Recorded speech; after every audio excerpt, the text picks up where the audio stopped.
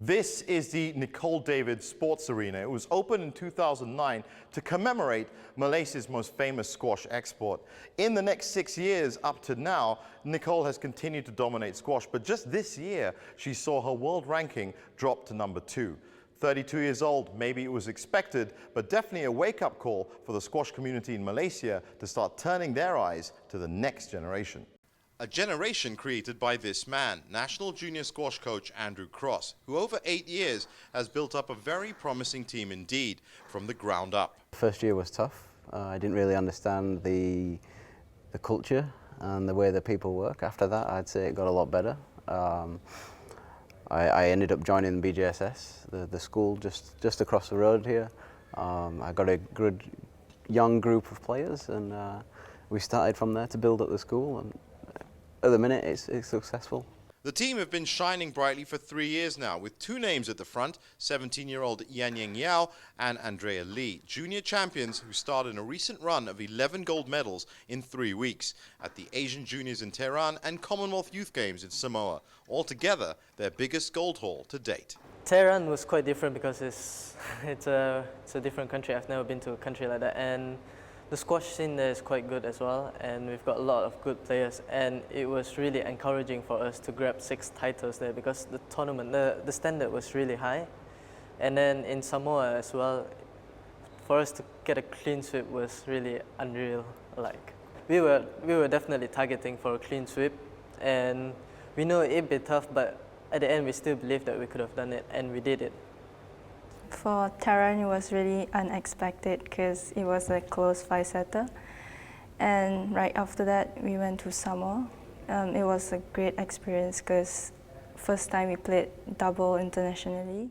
For both of these young stars, squash took hold of them at a very young age, and soon enough, they were drafted into the very comprehensive system of grassroots development that has spawned in Malaysia over the last decade under Andrew's guidance.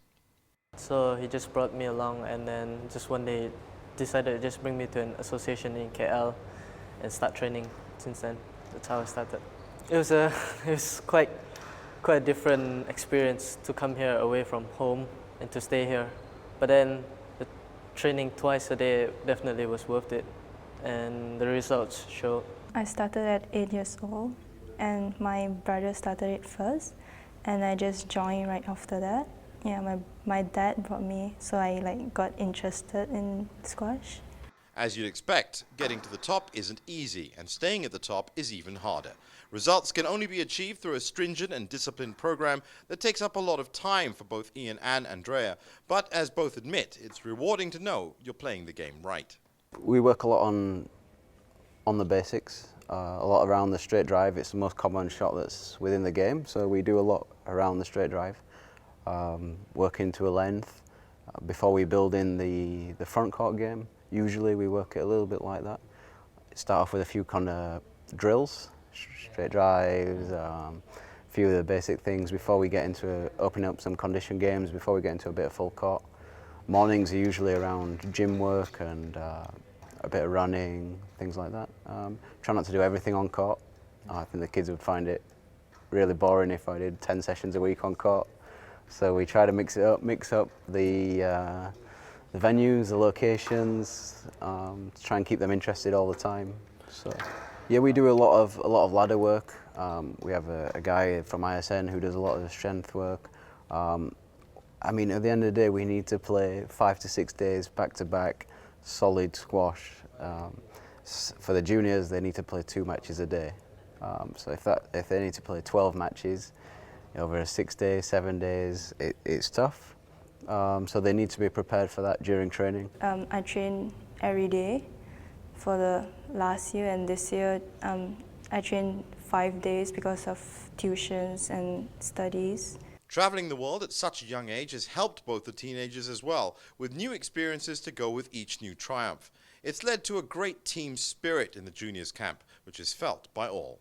We've got a very strong bond, all of us. We believe in each other, we trust in each other, and we really respect Andrew as well. And the way he brought us really helped.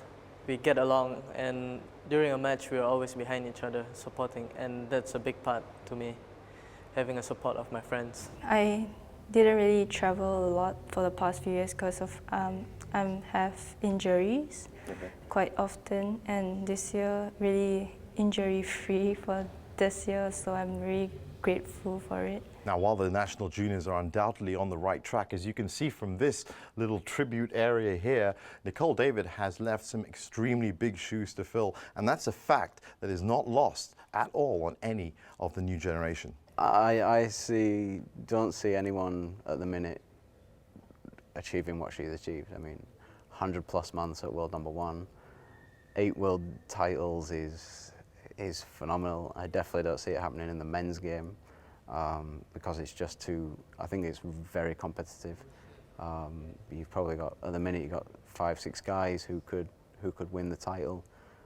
You've also got a lot of competition for world number 1 in the women's game. Possibly one of the Egyptian girls, but will they win 8? I mean, that's a phenomenal record what she achieved. 8, great. and she's not done yet. You know, everyone's saying that she's on the way down because she dropped to 2. There's no way that's possible. You know, she still could go on for a few more years. She could make it to double figures, in which case, you know, it's a legend really. Great to watch her when she is here, to see her, how professional she is. She turns up early for the sessions. She's warming up before every session, even a light session. She's doing everything properly. Every rally that she plays, she wants to win. It's something that I think every junior should try to aspire to. There's occasions when maybe it's 10-0, you might give a point maybe, but for her it's all about every rally and being focused, and it's that level of professionalism that I think every athlete and across every sport and every player that we have, we try to get them to look towards, because in terms of dedication and the way she does things, you couldn't get any better, yeah. Pretty much most of them will try and break her record, and I hope so as well. Being in a top 10 first, then going for world number 1 as like Nicole. She's 32 and she's still world number 2, 9 years as world number 1, and just shows us that nothing's impossible if you put your mind to it. Whenever she's here, she always tries to talk to us. Doesn't matter who we are, as long as if anyone just comes here and she'll talk and she'll give her advice, opinions on how we should go about our tournaments and stuff, and it helps a lot. Not impossible, more improbable for Andrea, Ian and Coach Andrew. But if they keep up this incredible run of results, they can only help them to walk in the footsteps of the very best. For Fox Sports Asia, this is Jeevan Selvanathan.